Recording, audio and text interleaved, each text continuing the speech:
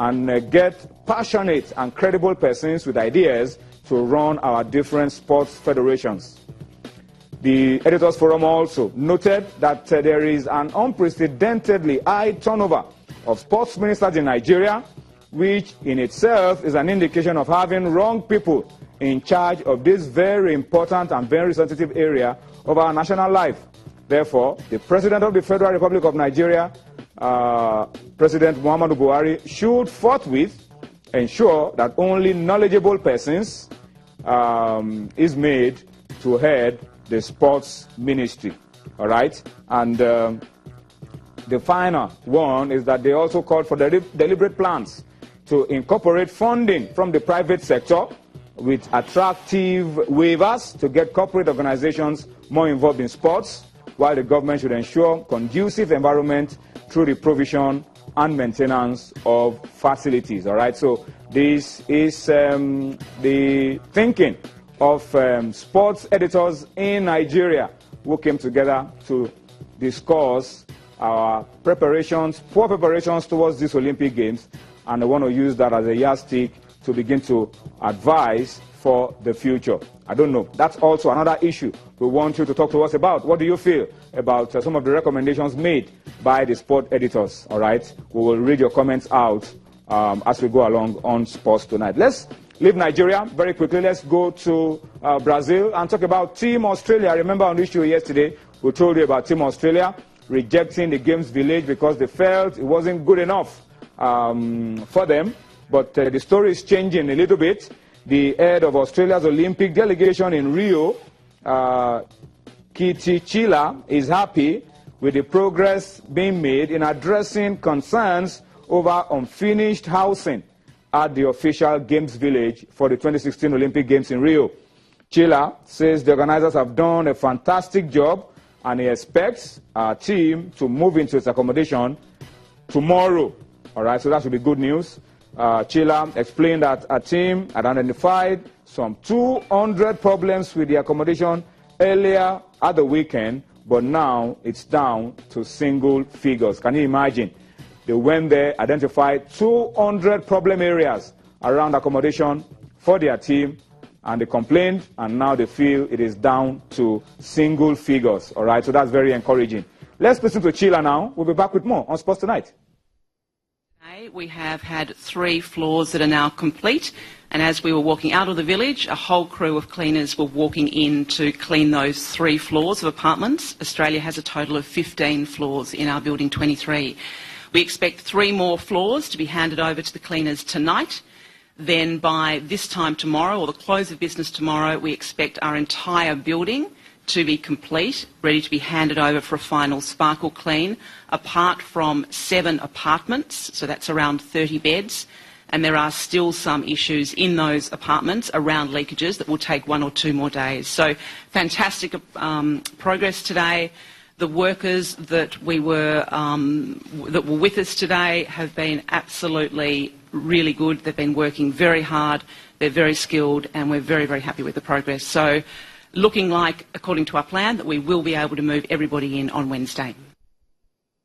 All right, so that's the head of Australia's Olympic delegation, Kiti Chila, talking about the improvements they've seen around the Games Village. For Nigeria, the minister, sports minister, Honorable Minister for Sports and Youth Development, Solomon Dalong, has assured that the athletes will get their tickets to Rio from tomorrow, and we're hoping that by the 1st of August we should be having our athletes on their way to the Games Village. I'm sure Nigerian athletes don't have too much of complaints about the quality of the Games Village. Before I quickly wrap up this segment, let's also bring you some good news from Team Nigeria football camp in Atlanta. And the story, of course, yesterday John Mikel Obi joined the team, but the story today is that Kingsley Madu has also joined up, and we're only expecting Ogene Karo Etebo and Aminu Omar to join up with the squad, and then we'll be ready to hit Rio for the Olympic Games. Samson Siasia told us last week that the last tune-up game for this team against Honduras will no longer hold, and so they're looking for a friendly game against the local club side to knock this team together, cross the T's, dot the I's, and then get ready to battle for gold for Nigeria at the Rio Olympics game. All right, we'll go on a quick break now. When we return from the break, we'll talk more about some of these issues. Yemi Adebayo and Cosmos Chukwuemeka will be joining me on Sports Tonight. Join us again.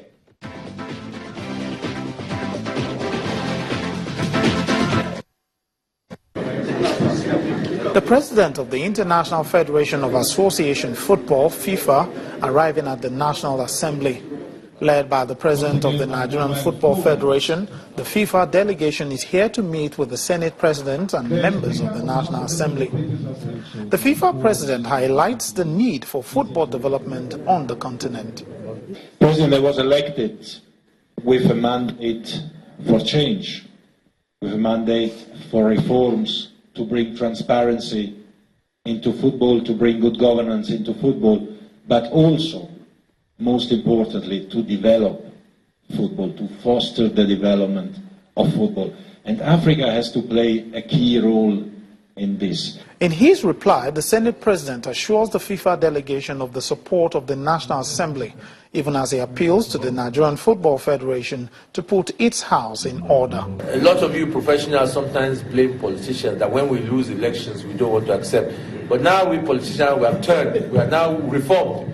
When we lose elections, we accept. So I think football professionals should learn from us.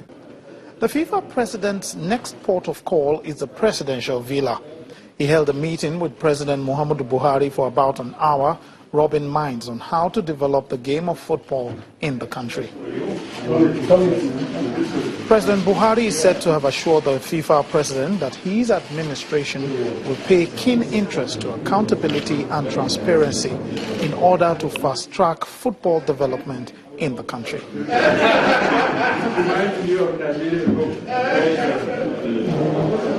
In a press conference afterwards, the FIFA president said Nigeria should be a model for the rest of the world in football development.